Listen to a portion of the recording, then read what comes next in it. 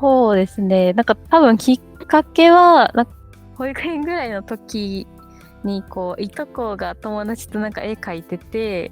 なんかそれをよくもらったりしてたんですけど、なんかそれで、こういうの描けるようになったらいいなとか思い始めて、一緒に描くようになったのがきっかけだったと思います。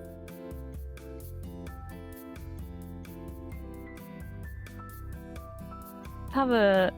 小学校入った時くらいからは多分、なんか、チャオっていう漫画を買ってたんで、なんか、そのキャラクターを描いてたと思います。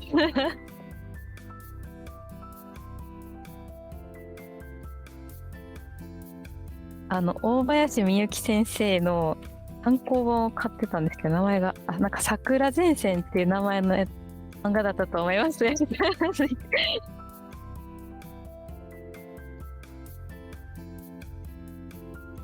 そうですね。可愛い絵が好きで、よく描いてたと思います、そのキャラクターを。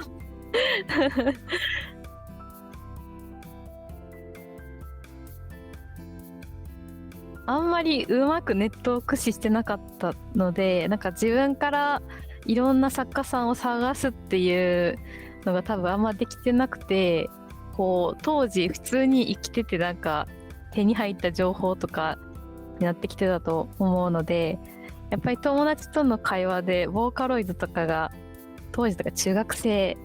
くらいの時やっぱ流行ってたので、あのあたり全般のカルチャーとかで、大人になってからはこうエヴァンゲリオンとかこうハマったゲームで言うとアークナイツっていうゲームとか、そういう個人の方っていうよりかはいろんなゲームとかなんかアニメとかその時手にしてたものでこう参考にしたりとかしたと思います。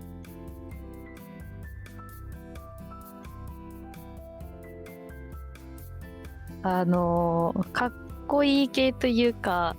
ちょっと低サイドな感じのものに、まあ多分今惹かれているからっていうのなんですけど、そのあたりは結構書きやすいのもあって、まあ、自分の作風の中だとまだ、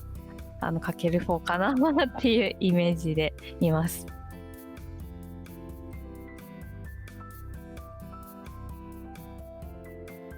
いや、学生の時は本当に完全に趣味で書いていて、学ぶこともなかったので、勉強は本当にしてなくて、大人になってから、あ、勉強っているんや、みたいな感じでやり始めてっていう流れでしたね。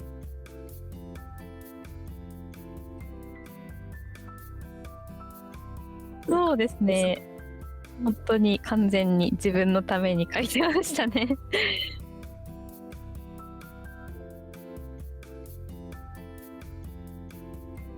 確かにこう背景もありで書くことが多かったかもしれないですね。キャラクターとそのなんかキャラが生きている世界を描くところまでが結構好きなので、なんかそういうところは昔からあんまり変わってないかなと思います。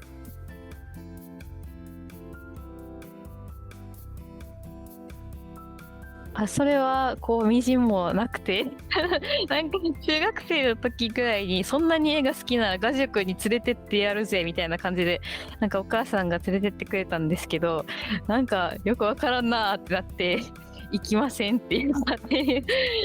いう感じで、そうですね、そこでこう画塾で学ぶぞってなってたらちょっとまた人生が変わってたかもしれないんですけど、そこで、まあ、美術を学ぶっていうところをまずやらなかったので、そのまま大人になってしまいました。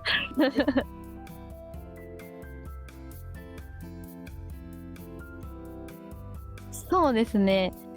ゲーム会社に新卒で入らせてもらって、そこで、プロについていくためには勉強しなくちゃいけねえんだってなって、勉強をやっとやり始めたというような感じになります。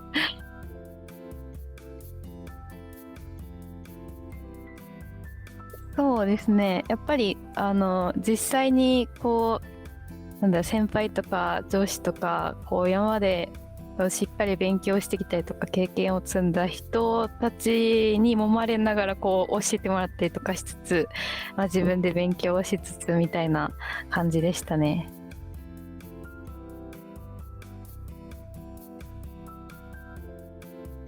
いろいろ本読んだりとか、今はこう YouTube があるんで YouTube で海外のアーティストさんとか、ちょっと英語あんま分かんないんですけど字幕つけながらこう勉強したりとかすることが多かったですね。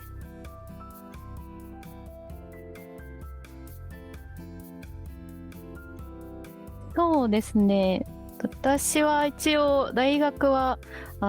体育大学で教育学部に入ってたので、なんか高校生ぐらいの時は絵で食っていくのはちょっと無理だろうよっていう思いが強かったんで、なんかそこを置いといて他にやりたい仕事あるかなって考えた時に、先生かなと思ってそっちに進んだんで、本当に大学の間は先生になろうと思ってやってはいたんですけど、こう周りが就活はあんまなかったんですけど、採用試験とかいろいろ勉強し始めたぐらいにもう一回考えるタイミングが来て、で悩んでる時にこうゼミの先生がですね、新卒っていうタイミングは今しかないから、なんか先生は後ででも挑戦できると思うし、一旦こう映画描ける仕事に狙ってみてもいいんじゃないかっていう風にちょっと背中を押してくれて、でそれをきっかけにちょっとじゃあ就活をするかみたいな感じになりました。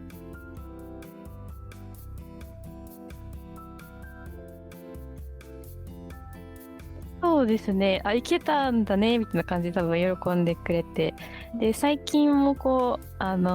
人づてでこう私がその合集を出させていただくっていうことを同級生から聞いたみたいで、最近また連絡をいただいてお話ししましたね。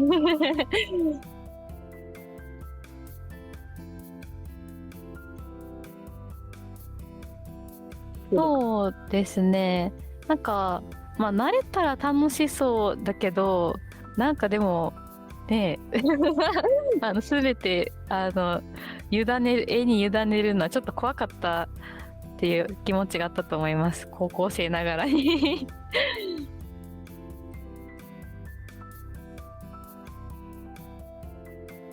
そうですね。なんかやっぱりこうリアリティが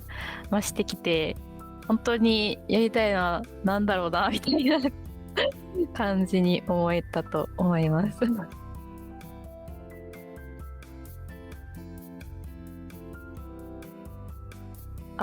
みんなでなんか作るのが好きだったのはもっともっとあって、でゲームなんかそういうのでみんなで作るのは楽しそうだなっていうぼんやりした思いがあったので、一応絵を描くっていう行為が絶対できるってことは前提に選んでたんですけど、あんまこう個人で完結するような職種じゃないのがいいなと思ってゲーム会社に絞って就活してました。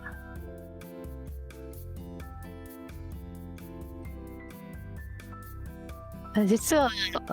もう本当に最近独立したばっかりで、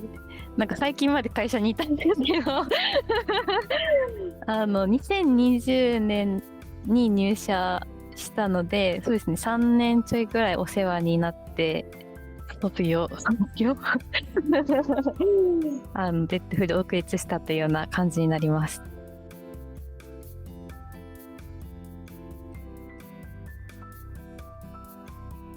いろんなイベントにこう参加させてもらえるようになって、普段見てくれる人に実際に会える対するタイミングが多くなったんで、なんかもうちょっとこう私ガワコとしての活動をもうちょっと広げて、そういう人にもうちょっと絵を届けられたらいいなみたいなぼんやり考え始めて、独立しようかなって思ったっていう感じですね。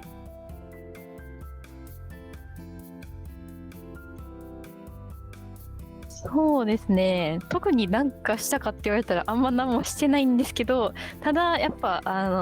やっぱり生きていかないといけないので、まあ、ある程度、まあ、いろんお仕事の関係でこう継続して依頼してくださる方とか、安定してなんとなく付き添ってくれる方とかがいたこともあって、まあ、踏み切れたところもあると思います。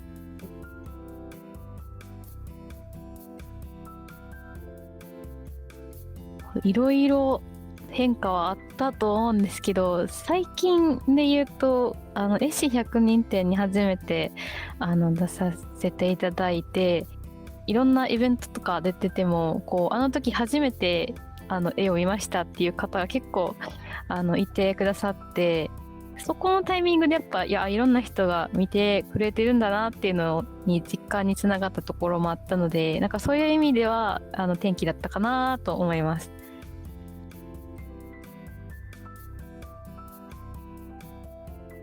そうですね。なんかあったかな。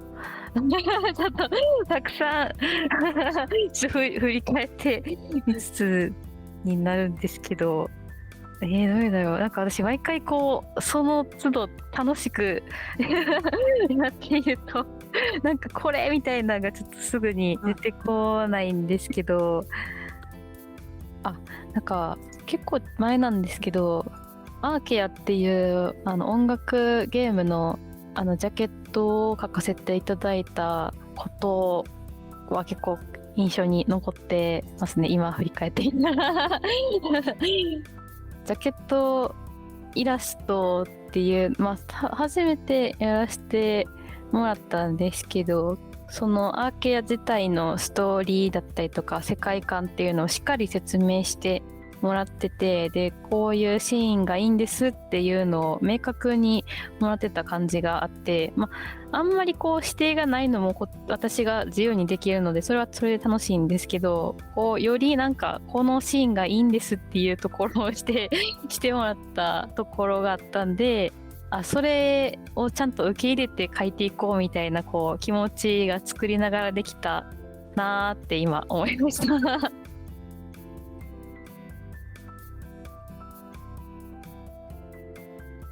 うーん、どっちだろうな。まあ、で指定がある方が巻き戻りはあんまりないかなっていうところはあるんで、まあなんか作業的な意味だと指定がある方がいいかなとは思うんですが、なんか気持ち的な部分だと、まあ自由にできる方が、なんていうんですかね、まあ、私の色を出しやすいのはあるので、どっちもどっちみたいなところはあるんですけど、でもその部分を最初に説明しっかりしていただくことが結構ありがたいかなって感じですね。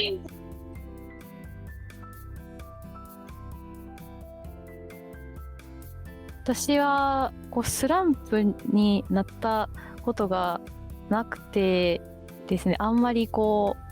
脱出方法がないかもしれないんですけど、あんまりスランプにならないとかためみたいな部分だったら欠けてないなっていう思った時に、こうなんでそうなってるかをいろいろこう自分で分析をつどつどなんかしていけると、あんまりこう気持ちも下がらずに、でこう欠けてないなって気づいたっていうことはこうもっと改善できて良くなる部分だと思うので、なんかあんまりこう立ち止まらずにですね、なんか何があかんかったかなっていうのをなんか分析できるといいと思います。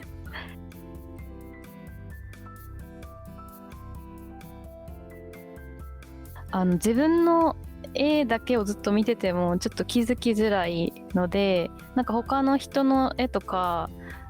作品を見て、でいいなって思ったものをたくさんこう並べて、でそこに自分の絵も並べて、で見比べながらこう私が他の人の作品を見ていいなって思ったところと、なんか自分の作品で、まあ、ここは好きだなって思うとことなんか見比べつつこう洗い出していくみたいな感じです。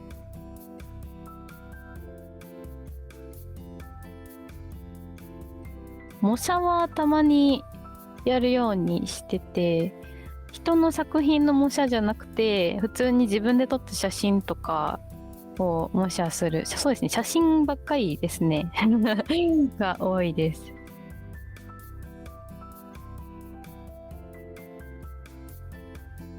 そうですね。なんか、あんまり人を撮らないのもあって、基本、なんか消去法で受けになるんですけど、あの、普段からこう、そんないいカメラとかじゃなくて、普通に iPhone とかで、こう、撮るようにしてて、そこからちょっと引っ張り出して書くのが多いですね。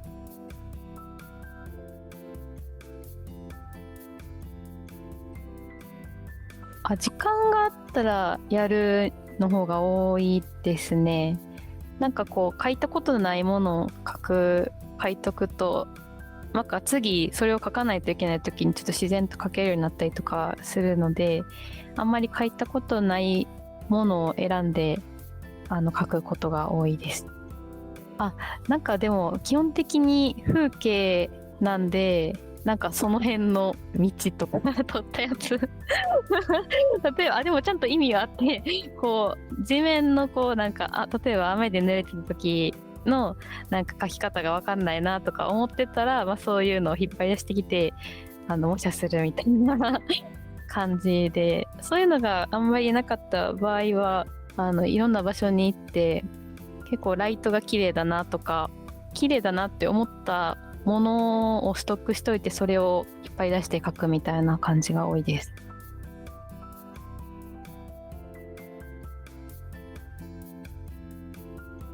そうですね。2014年のことがあんまり思い出せないんですけど、なんか多分しっかりこうなんか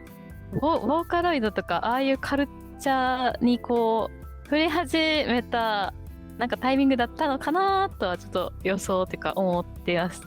こうパソコンをちょっと使い始めてそういうものを知ったりとか、周りの友達もよく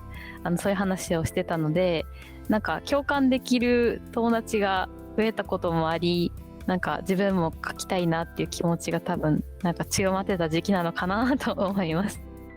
2022は多分こう勉強が楽しくなってきて、とりあえず1枚あんまりクオリティは高くなくてもいいからこう書くっていうことが楽しかったのと、あと勉強したことをちょっと早く使いたいみたいな感じで書いてた時期だったので、それで必然的に作品がちょっと多くなったんだと思います。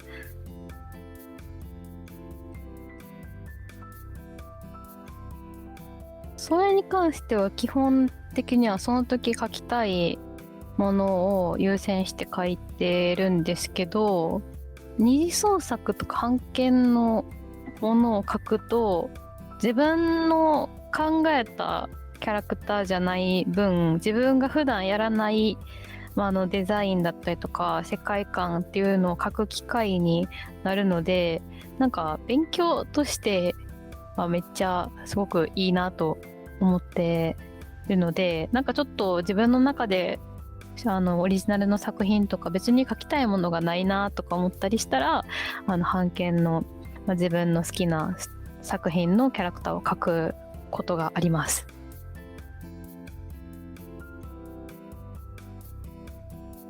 そうですね。なんか魔女の絵に関してはなんかあんまりこう自分の中で逆にこう固まってなくて、なんかこういうのは描きたいけどあんましっくりきてないからいっぱい描いてるみたいな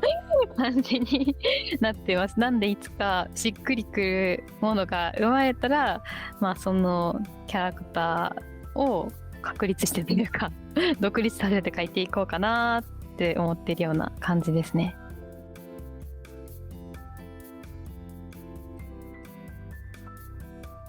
それで言うとこの、チェスの世界観っていうのは私の中で割と決まってきていて、なんとなくの自分の中でのストーリーとかがあったりはしてまして、他だとこのちょっとエジプトっぽいキャラクターが2人、猫ちゃんのキャラクターがいるんですけど、この2人とかはデザイン的に、自分の好みに仕上がったので、同人誌としてそれぞれ1冊ずつはまとめたりとかはもうしていて、まあ続編とか出したいなとか思ってはいます。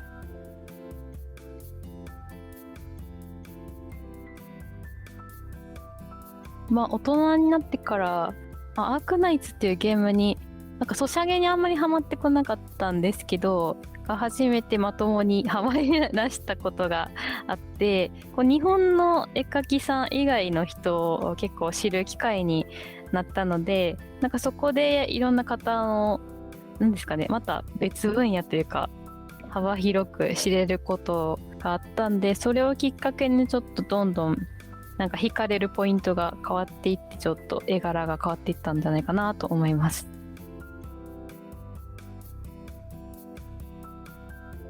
そうですね、結構なんか低サイドな感じとかが好きになったのは、まあ、そこら辺がきっかけだったと思うので、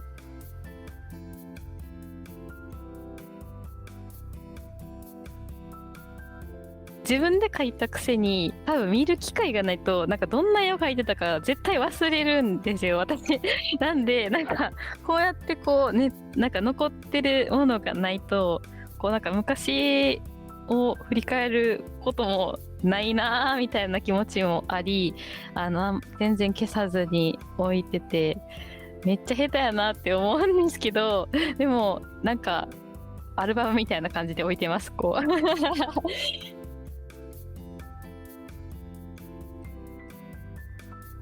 作業環境はクリップスタジオを使っていて、パソコンで書いてるんですけど、液タブがシンティックプロ27っていうやつですね。なんかすごくでかい液晶タブレットを使っています。あとモニターが一つありますね。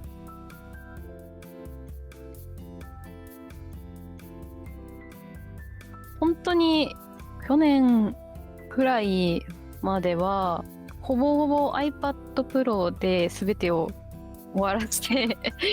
いて、なんかやっぱあった方がいいかもしれんっていうぼんやりした気持ちで、一応去年のその6月ぐらいに別のもうちょっと小さめの液晶タブレットは持ってたんですけど、それでも iPad Pro が使いやすくて、まあ、去年の間とかはずっと iPad Pro を使いながらやっていて、今の環境に変えたのは、まあ、ちょっとこう独立を意識し始めた時くらいにご褒美でみたいな感じで環境を変えたことがあったので、全然最近なので、ほぼ側子としての活動で多かったのは iPad Pro の環境がほぼほぼだったと思います。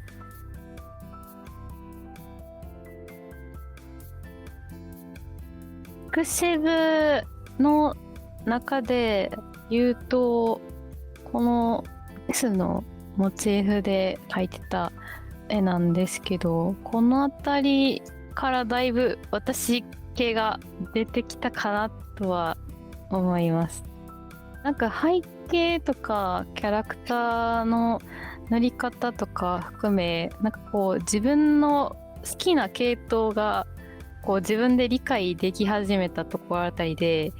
こう今までまあ、好きで書いてはいたんですけど、なんかその時々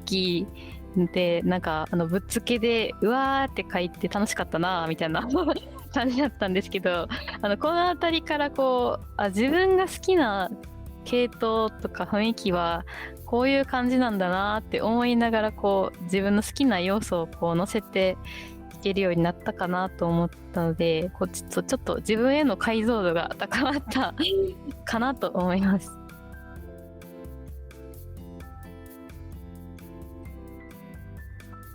あんまりこう多くはなかったと思うんですけど、好きな方向性に寄せるためにこう自分に今ない技術をこう確認してまた勉強するみたいな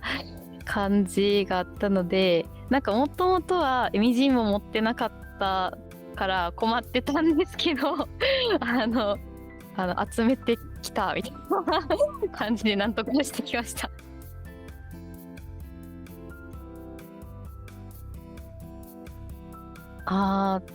そうですね。なんかラフで一番かかるときと、で、ほとんどの場合は、こう塗り込んでいくタイミングが一番工程として多いので、塗りが多くなりますね。なんかあんまりこう線画を描いてアニメ塗りみたいにこう塗っていくというよりかは厚塗りで塗り重ねていくので、線画を描いてる時間よりはこうやっぱ塗りのタイミングがすごく長くなるので、そうですね、塗りが自然にちょっと大事にしているかなと思います。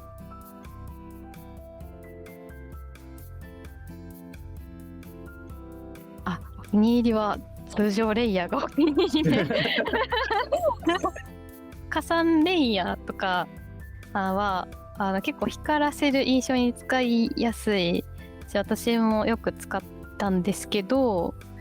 最近の私の絵柄からすると加算レイヤーをあんまり使いすぎるとその部分がちょっと強すぎてしまって、なんか悪目立ちしてしまう印象だったので、基本はこう光ってるというか光が当たってるとか、そういう全部の印象を通常レイヤーでこう表現してから、その中でも際立たせたい部分にこう加算で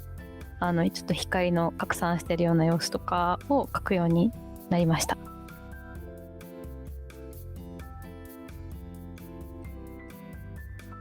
そうですね、そんな感じで。で、寒色系に寄せることが多いので、仕上げ的に最後にこうオーバーレイを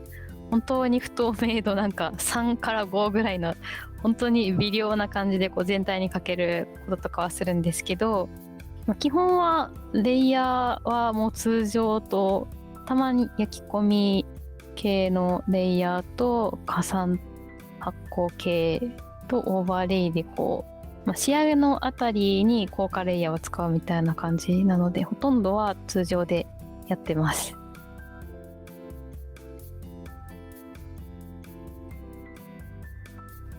理想は最初描いたラフのイメージを変えずに行きたいって毎回こう決心するんですけど、なんかちゃうなみたいななんか完成したら全然違ってたりとかはあります。ただお仕事だとさすがに先にこう提出してたりするので、押し殺してしっかりやるんですけど、趣味のイラストだとなんか描きながらちょっと面白い色を見つけたりとかしていって変わってしまうことが多いですね。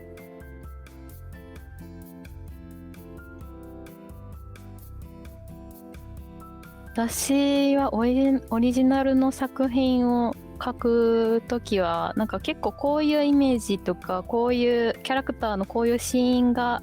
見たいなとか描きたいなっていうので、一番その自分的にかっこいいというか魅力的なこうシーンを一枚として書き上げてから、もし設定とかをつける場合はじゃあもうちょっとこういう仲間を増やそうとか、こういう世界観とかストーリー、このシーンに至るまでに何があったかなとか考えたりとか、一枚をやっぱ書いてから決めることが多いですね。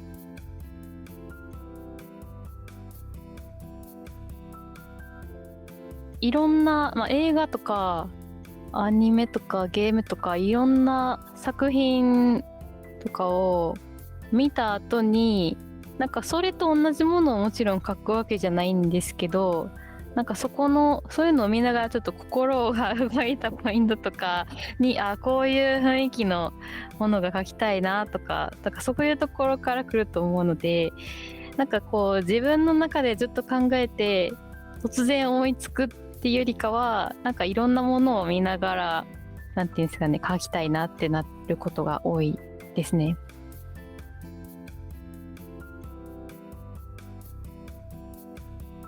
インプットのためには結構普段から探すっていう行動をするようにはしてます。結構こう探さないと勝手に入ってくることがあんまりないので、たくさん見るようにしつつで、資料とかもなんか今別にそんな必要ないけどっていうタイミングでも、手が空いてたりとかしたら探したりとかしてて、で、一番は結構こう自分が心動いた絵以外でも写真とか含めて、そういうのはストックしとくようにしてます。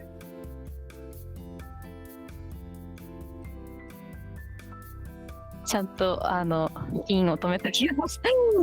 結構なんかそういうところから自分の思考とかが分かってきて、絵に生かすと自分も楽しいみたいなにつなげられるので、なんかすぐ別に使うわけでもないし、一緒のものを作るわけじゃないけど、なんでいいのかなって思ったのかその写真を見ながら考えて、そのポイントをちょっとまた絵に落とし込んで作るみたいな感じです。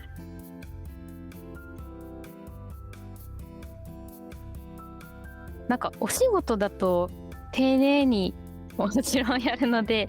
結構かかるんですけど、普通の今ピクシブさんとかに上げさせていただいてる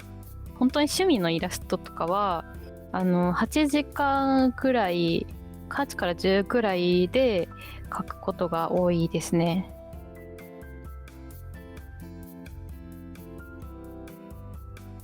時間配分はほとんど無理みたいな感じなんですけど線画は本当にかからなくて1時間は絶対ないくらいになってて、ほとんど私の場合は線画が残らないというか、塗りながら線をこうアウトラインを整えていくので、線画は本当に当たり程度に描いていくので、そこは本当にかからなくて、それ以外はほとんど塗りになるというような感じですね。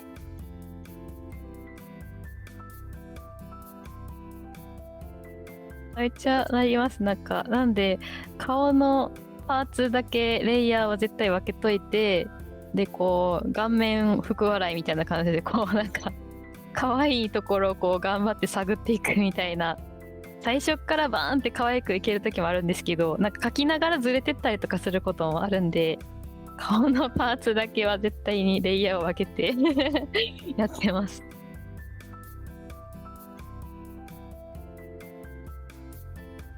そうですね、もう描くとこないなみたいなって思った時ですね。なんかイラストの面白いところって割とめちゃくちゃ時間かけて工程を踏んで描き込んだ絵も、まあ、それはそれで美しいんですけど、なんか表現したいことによってはそれが適切じゃないこともあったりするので、まあ、今回は、まあ、私の個性を出していい絵だなっていう認識だったので、私が心地いいところで止めていいっていうルールでやりました。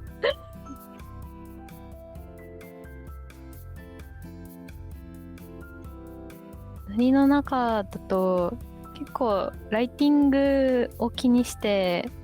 絵を描くことが多いので、そういう意味ではこう明暗の感じとかコントラストとかをちょっと結構気にして色を塗ったりとかすることが多いですね。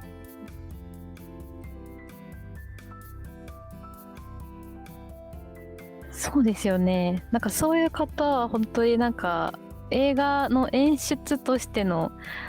部分のライティングにも詳しかったりとか、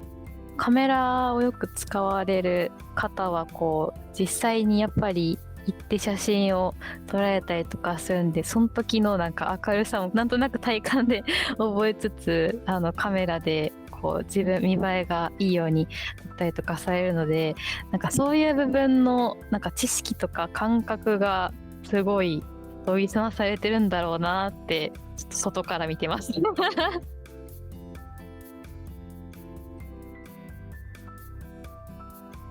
そうですね。なんか映画とかも好きなんですけど、絵を描くっていう行為が好きすぎて、なんかあんまりそっちに時間が取れてないところがあって、いや本当に見た方がいいのは分かっているんですって感じでこう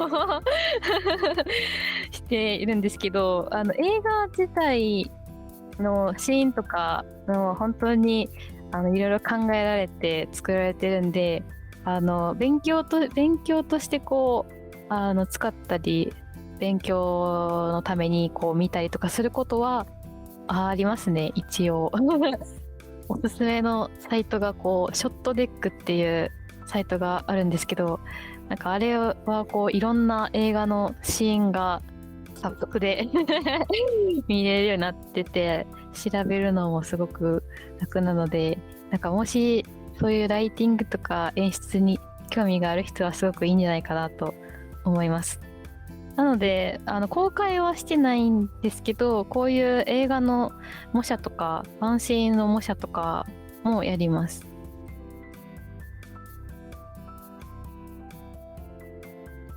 会社で働いてた時にやっぱり叩き込まれたじゃないですけど、なんかみんながすごい重要みたいな感じで話してくるから、あ、大事なんやみたいな感じでこうなんか刷り込まれていったみたいな感じですね。なんで自分で急にうわライティングってめっちゃ大事やみたいな気づいたというよりかは、こう周りの環境のおかげでこうなんか思考がちょっと変わっていったみたいな、そこで結構重要なんだなってこう思い始めたっていうような感じですね。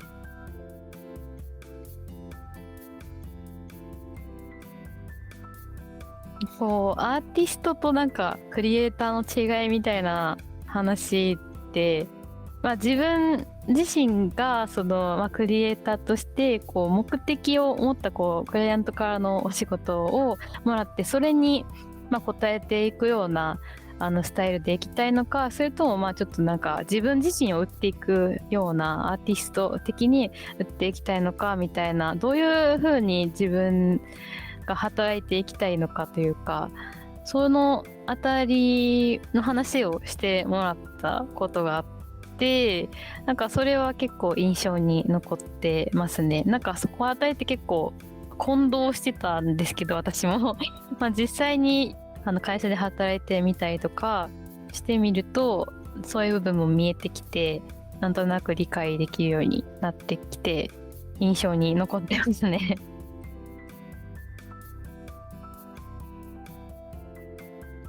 なんかイラストレーターっていう仕事自体は、基本的に、スタイルはいろいろあると思うんですけど、依頼してくれる方がいて成り立つ、私の今の状態はそうなので、基本的にはクリエイター的な気持ちでやっていくのがいいのかなって思いつつ、でアーティスト的な部分も別に完全に捨てる必要はないと思うので、そのあたりは自分の好きな、なんですかね、趣味の絵を描いたりとか、同人活動だったりとかで出していけたらいいかなっていう感じでぼんやり分けています。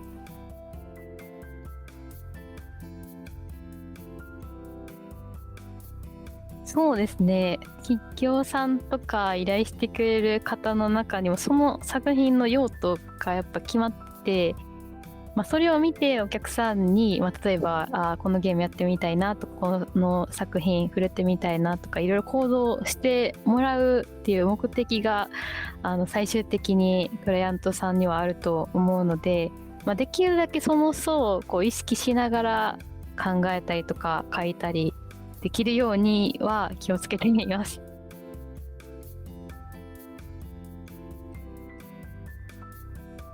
そうですね、私は背景の場合は完全に手書きのパターンと、あとフォトバッシュっていう写真素材をこう組み合わせて加筆して作っていくパターンと、あと 3D を活用するパターンがありますね。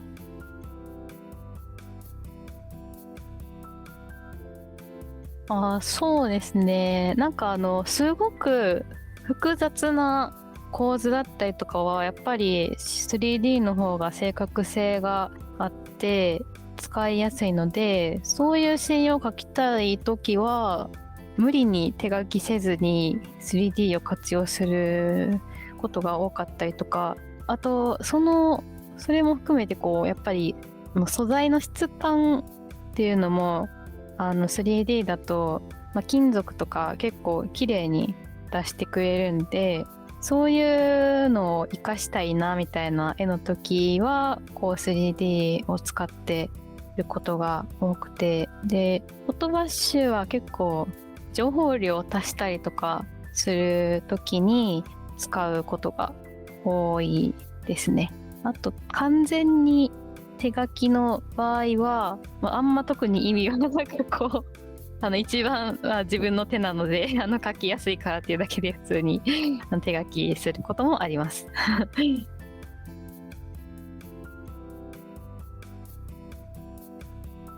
私はこう会社に入った時に、私は本当は2D デザイナーで採用いただいたんですけど、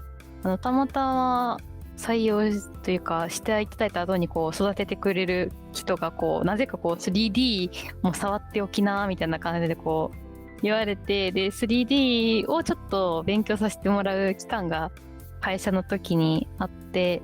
でそのタイミングがスタートですね。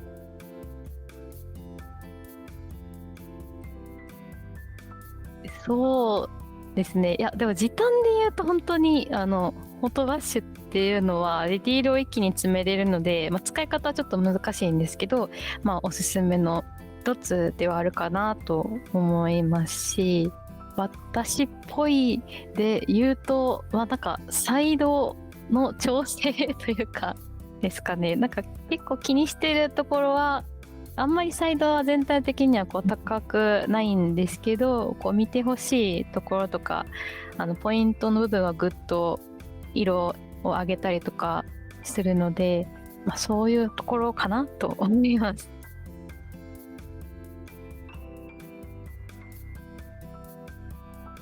私が絵を描いてて好きだなって思うこの、キャラクターと、キャラクターと一緒にも背景というか、世界もそのままつながってるよっていうところを描くのが好きなので、好きなところが、一番力が入る部分でもあるので、そこが強みになっているかなと思います。